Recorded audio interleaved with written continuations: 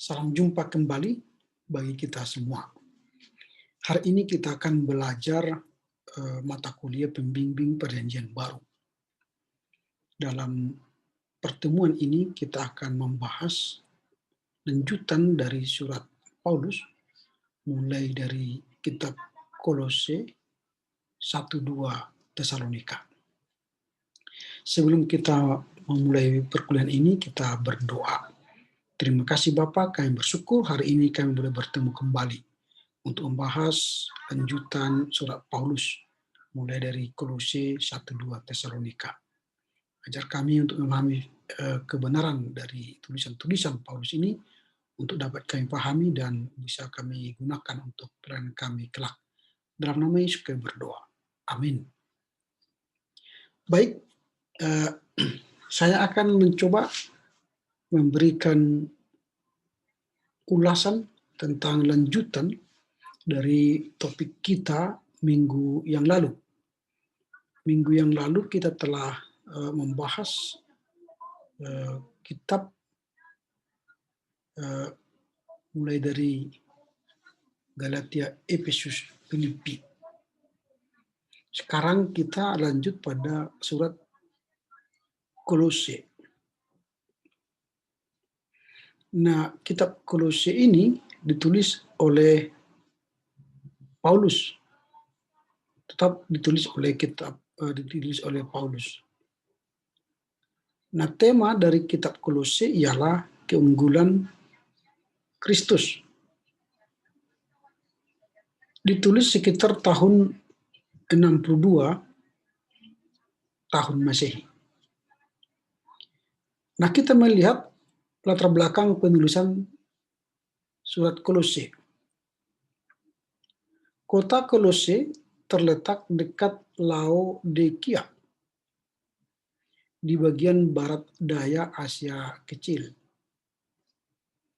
Kira-kira 160 km tepat di sebelah timur kota Efesus. Nah, agaknya jemaat Kolose telah didirikan sebagai akibat 3 tahun pelayanan yang luar biasa dari Paulus di Efesus. Jadi Paulus itu melayani di Efesus, akibatnya bisa mendirikan jemaat di Kolose. Nah, pengaruh pelayanan Paulus yang luar biasa itu sehingga semua penduduk Asia mendengar firman Tuhan, baik Yahudi maupun Yunani. Walaupun Paulus sendiri mungkin tidak pernah mengunjungi Kolose, ia memelihara hubungannya dengan gereja itu melalui Epafras, seorang yang bertobat di bawah pelayanannya dan rekan kerjanya dari Kolose. Nah, alasan Paulus untuk menulis surat ini adalah munculnya ajaran palsu yang mengancam masa depan rohani jemaat Kolose. Nah, ketika Epafras, seorang pemimpin dalam gereja Kolose dan boleh jadi pendirinya, mengadakan perjalanan untuk mengunjungi Paulus, memberitahukan tentang situasi ia berada dalam tahanan, mungkin sekali Roma, sambil menantikan naik bandingnya kepada Kaisar, Paulus dan Tikhikus sendiri membawa surat ini ke Kolose atas nama Paulus. Nah, sifat yang tepat dari ajaran palsu yang terdapat di Kolose tidak diuraikan dengan jelas dalam surat ini. Karena para pembaca yang mula-mula sudah memahami dengan baik, akan tetapi dari berbagai pernyataan Paulus menentang ajaran palsu itu, nyata bahwa bidat yang hendak meruntuhkan dan menggantikan Yesus Kristus sebagai inti kepercayaan Kristen adalah satu campuran yang aneh yang terdiri atas ajaran Kristen, tradisi-tradisi Yahudi tertentu di luar Alkitab dan filsafat kafir.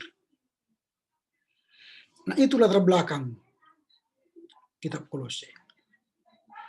Nah, bagian yang kedua kita akan melihat tujuan Paulus menulis surat Kolose. Ada 2 tujuan Paulus menulis kitab Kolose. Yang pertama, untuk memberantas ajaran palsu. Untuk memberantas ajaran palsu. karena itu dianggap berbahaya di Kolose, karena itu akan menggantikan keunggulan Kristus dan kedudukannya sebagai inti dalam ciptaan, pernyataan, penebusan dan gereja. Jadi Paulus hendak menghantam itu ya. Yang kedua, untuk menekankan sifat sebenarnya dari hidup baru. Jadi sifat sebenarnya dari hidup baru di dalam Kristus. Itu yang hendak dijelaskan oleh Paulus dalam suratnya ke Kolose ini. Jadi dua hal ya, mengapa dia mengirimkan surat ke Kolose. Nah, setelah kita melihat tujuannya, maka sekarang kita akan mensurvei kitab Kolose ini lebih dalam.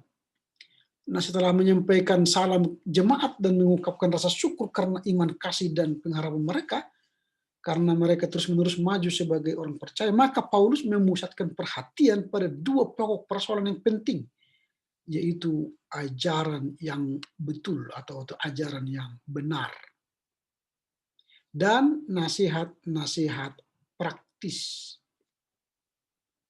Nah, dari segi teologi, Paulus menekankan sifat sejati kemuliaan Tuhan.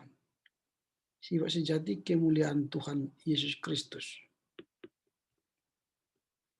Nah, dialah gambar Allah. Yesus Kristus itulah gambar Allah yang tidak kelihatan, kepenuhan keallahan dalam bentuk jasmania, pencipta segala sesuatu, kepala gereja, dan sumber yang serba cukup dari keselamatan kita.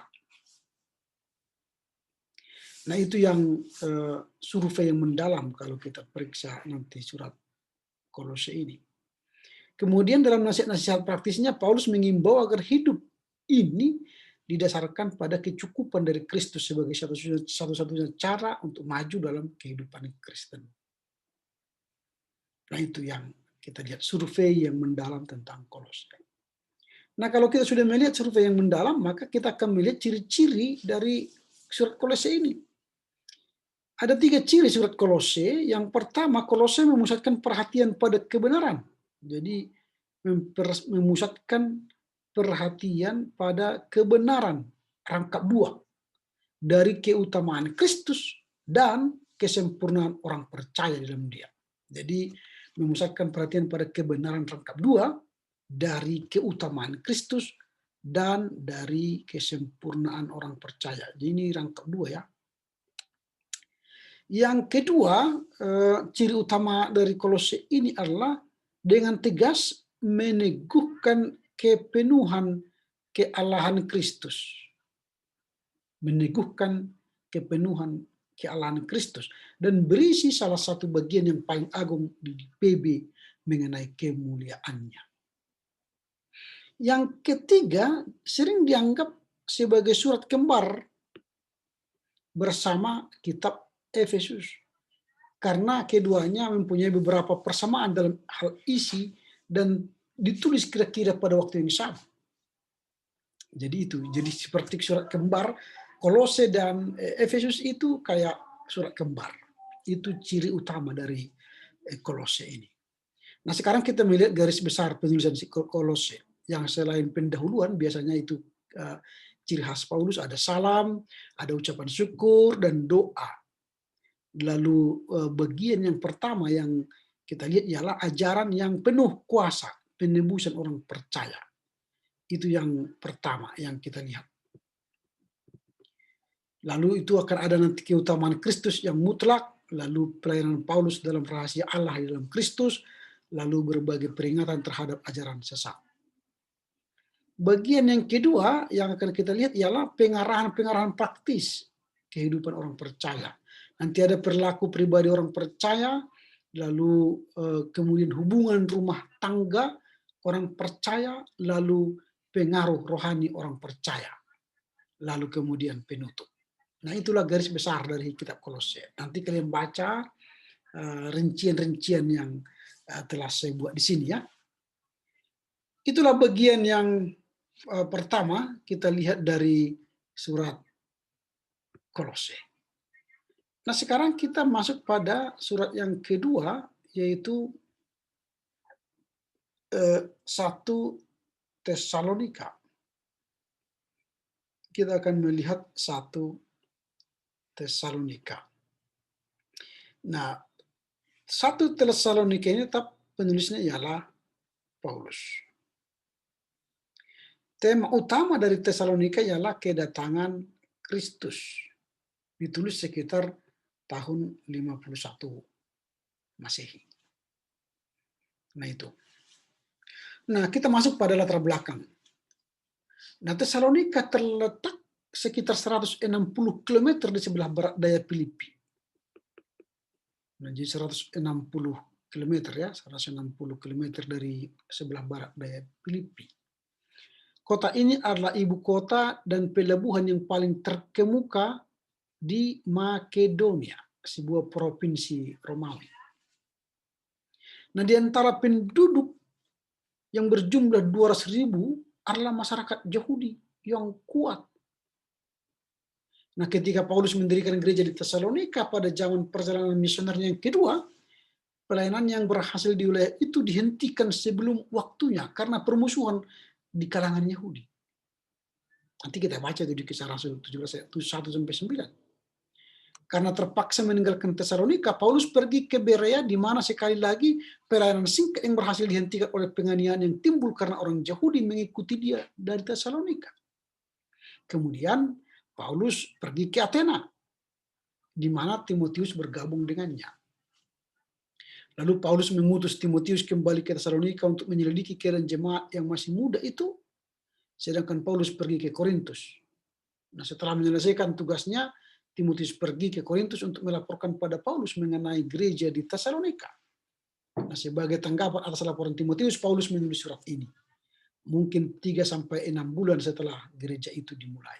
Nah, ini latar belakang penulisan kitab 1 Tesalonika. Jadi akibat pernah didirikan, lalu dihentikan oleh orang Yahudi, lalu diutus Timotius ke sana, lalu Timotius melapor kepada Paulus, lalu akhirnya dia menulis surat kepada Tesalonika. Tujuannya apa? Nah, karena Paulus terpaksa meninggalkan Tesalonika dengan tiba-tiba karena penganiayaan, orang yang baru bertobat itu hanya menerima sedikit pendidikan mengenai kehidupan Kristen. Ketika Paulus mengetahui Timotius tentang keadaan mereka saat itu, maka dia menulis surat itu. Ada 3 tujuan yang dibuat Paulus mengapa dia menulis surat ke Tesalonika. Yang pertama, mengungkapkan sukacitanya tentang apa? Tentang keteguhan iman dan ketekunan mereka di tengah-tengah penganiayaan. Jadi dia bersukacita karena iman jemaat di Tesalonika teguh dan tekun, walau mereka masih dalam penganiayaan. Yang pertama. Yang kedua, untuk mengajar mereka lebih jauh tentang kekudusan dan kehidupan yang saleh. Jadi Paulus hendak mengajarkan kehidupan yang saleh dan kekudusan. Lalu yang ketiga, untuk menerangkan beberapa kepercayaan, khususnya mengenai status orang percaya yang telah mati sebelum Kristus datang kembali. Nah, 3 hal ini yang hendak Paulus sampaikan kepada Tesalonika, jemaat Tesalonika.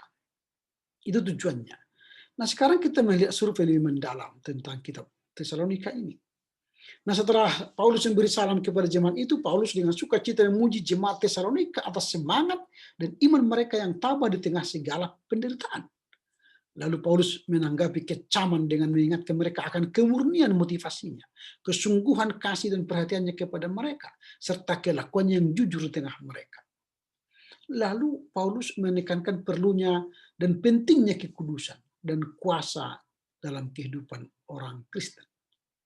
Nah, Paulus menekankan perlunya dan pentingnya kekudusan dan kuasa kehidupan orang Kristen. Orang percaya harus kudus, dan Injil harus disertai kuasa dan pernyataan Roh Kudus. Kemudian, Paulus mendorong jemaat itu supaya jangan mereka memadamkan api roh dengan meremehkan pernyataannya. Nah, tema yang menonjol adalah kedatangan Kristus untuk membebaskan umatnya dari murka Allah di atas muka bumi ini. Nah, rupanya beberapa anggota jemaat sudah meninggal sehingga menimbulkan kekhawatiran mengenai keikutsertaan mereka dalam keselamatan terakhir yang dinyatakan. Oleh karena itu Paulus menerangkan rencana Allah bagi orang kudus supaya dipanggil pulang bila Kristus kembali bagi gerejanya. Nah inilah survei yang mendalam. Nanti boleh kalian baca lebih mendalam Tesalonika ini. Nanti kita akan lihat. Kalau kita lihat dalam garis-garis besarnya itu, maka kita akan lihat bagaimana Paulus menerangkan itu semua. Nah, apa ciri-ciri penulisan surat 1 Tesalonika ini? Ada 4 ciri utama yang menandai surat Tesalonika. Yang pertama adalah salah satu dari kitab PB yang pertama ditulis. Inilah kitab perjanjian baru yang pertama ditulis. Nah, ini ciri-ciri dari Tesalonika. Ingat ya. Jadi kalau ditanya nanti apakah nama kitab yang pertama yang ditulis dalam perjanjian baru? Jawabannya 1 Tesalonika. Ditulis tahun berapa? Tahun 51 Masehi. Itu ciri pertama. Nah, ciri kedua ialah berisi bagian-bagian penting mengenai orang-orang kudus. Nah ini.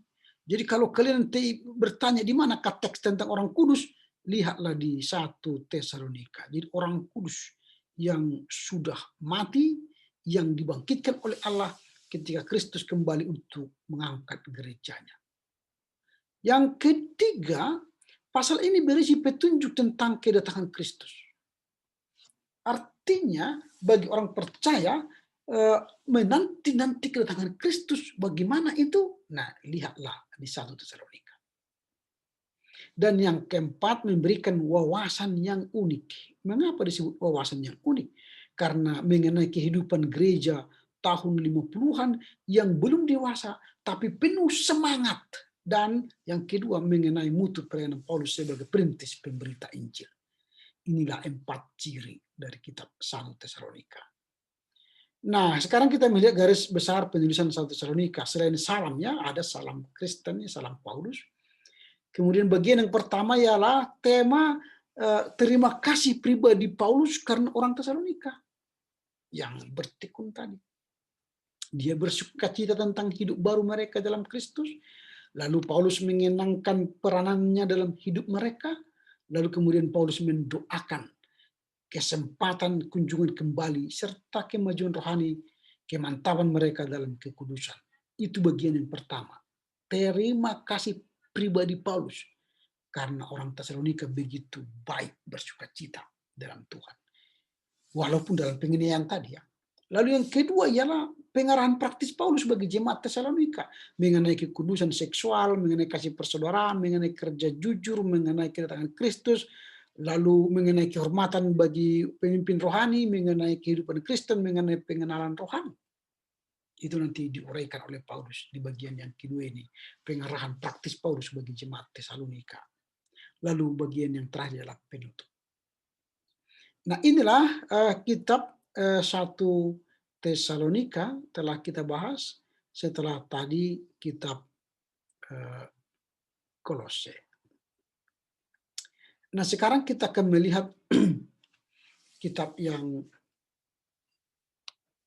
terakhir untuk hari ini, yaitu kitab 2 Tesalonika. 2 Tesalonika. Nah, kitab 2 Tesalonika ini tetap masih ditulis oleh Paulus sendiri. Temanya ialah kedatangan Kristus. Ditulis sekitar tahun 51 atau 52 Masehi. Nah, latar belakangnya ialah ketika surat ini ditulis, situasi jemaat Tesalonika sama saja dengan ketika ia menulis surat yang pertama. Jadi hampir bersamaan situasinya dengan 1 Tesalonika yang baru saja kita bahas tadi. Nah, oleh karena itu mungkin surat ini ditulis beberapa bulan saja setelah surat pertama ketika Paulus masih bekerja di Korintus bersama Silas dan Timotius. Nah, rupanya ketika diberitahu mengenai penerimaan surat pertama dan beberapa perkembangan baru tempat itu, Paulus tergerak hatinya untuk menulis surat yang kedua ini. Nah, tujuan dari penulisan kitab 2 Tesalonika ini ialah 3. Menurut Paulus ada 3 alasan dia menulis surat ini. Yang pertama, untuk menghibur orang percaya yang baru dianiaya. Jadi menghibur orang percaya yang baru dianiaya. Jadi ketika mereka mengalami penganiayaan atau baru menerima penganiayaan, Paulus menghibur mereka. Lalu yang kedua, menasihatkan mereka untuk hidup berdisiplin dan bekerja untuk mencari nafkah. Dan yang ketiga, memperbaiki beberapa kepercayaan yang keliru tentang peristiwa akhir zaman yang berkaitan dengan hari Tuhan. Nah, ya, ketiga hal inilah tujuan Paulus menulis surat ke jemaat Tesalonika yang kedua. Nah, kalau kita mendalami dengan survei 2 Tesalonika ini, maka hubungan Paulus dengan jemaat Tesalonika dari surat yang pertama bernada seorang perawat yang lembut merawat anak-anak kecil, maka dalam surat yang kedua ini nadanya lebih seperti Bapa mendisiplinkan anak-anak yang kurang tertib dan memperbaiki jalan hidupnya. Itu ya. Jadi kalau surat pertama itu perawat itu lemah lembut merawat anak-anak kecil, seperti itulah peran Paulus. Tapi surat yang kedua ini dia tidak seperti Bapa untuk mendisiplinkan anak-anaknya yang tidak teratur dan memperbaiki jalan hidupnya. Artinya surat kedua ini lebih keras berbicara soal disiplin, teguran. Nah, namun demikian Paulus memuji mereka karena iman mereka yang teguh dan mendorong mereka untuk tetap setia dalam penganiayaan yang mereka hadapi. Nah, bagian surat ini membahas hari Tuhan pada akhir zaman. Tampaknya memang bahwa orang yang dalam jemaat menyatakan entah melalui nubuat, laporan, atau surat, bahwa masa kesengsaraan besar dari hari Tuhan sudah mulai. Nah, kemudian Paulus memperbaiki salah paham ini dengan mengatakan bahwa 3 peristiwa yang penting akan menandai tibanya hari Tuhan. Nanti kita baca 2 Tesalonika 2 ayat 2. Nah, ketiga tanda itu yang dia mengatakan akan terjadi kemurtatan dan pemberontakan besar. Ini yang terjadi. Hari Tuhan itu akan jadi jika terjadi kemurtatan dan pemberontakan besar. Yang kedua, ada penahanan yang ditentukan oleh Allah terhadap kejahatan yang diangkat. Lalu yang ketiga, manusia durhaka akan dinyatakan. Makanya Paulus menegur mereka di dalam gereja yang mempergunakan penantian akan kedatangan Kristus sebagai alasan untuk tidak bekerja. Itu salah. Jadi karena Tuhan sudah datang, mereka tidak mau bekerja. Salah. Jadi harus bekerja. Nah, itu yang dirisetkan Paulus. Ia mendorong supaya orang percaya hidup dengan rajin dan disiplin. Jangan bermalas-malasan. Maka dia seperti Bapak tadi, mendisiplinkan anak-anaknya. Itu survei yang kita lihat dalam surat 2 Tesalonika. Nah, apa ciri-ciri dari surat 2 Tesalonika ini? Ada 3 ciri utama dari surat 2 Tesalonika ini. Yang pertama, berisi bagian yang paling lengkap dalam PB mengenai apa? Pelanggaran hukum yang tanpa kendali dan penipuan pada akhir sejarah. Itu yang pertama. Yang kedua, penghakiman Allah yang adil. Ini penghakiman Allah yang adil akan menyertai kedatangan kedua Kristus. Digambarkan dengan istilah apokaliptis mirip dengan kitab Wahyu. Dan yang ketiga, kita ini memakai istilah eskatologi untuk antikristus yang tidak digunakan di bagian Alkitab yang lain. Nah, inilah 3 ciri dari 2 Tesalonika. Nah, sekarang kita akan melihat garis besar penulisan surat 2 Tesalonika. Salam Kristen tentu itu sebagai salam Paulus. Lalu bagian yang pertama, Paulus menghibur jemaat Tesalonika yang dianiaya. Lalu ada rasa syukur karena pertumbuhan rohani, pujian atas ketabahan gereja lainnya, keyakinan mengenai hasil akhir, doa Paulus bagi mereka. Itu bagian yang pertama. Bagian yang kedua ialah Paulus memperbaiki pengakuan kepercayaan jemaat Tesalonika. Hari Tuhan yang belum tiba, kemudian manusia durhaka akan dinyatakan dahulu, berdiri teguh di dalam kepastian kebenaran dan kasih karunia. Itu bagian yang kedua. Lalu bagian yang ketiga, Paulus menasihati jemaat Tesalonika tentang hal-hal praktis, tentang mendoakan dirinya, tetap setia bertahan dalam Tuhan, menjauhi orang yang tidak mau patuh dan berdisiplin. Lalu terakhir, salam penutup.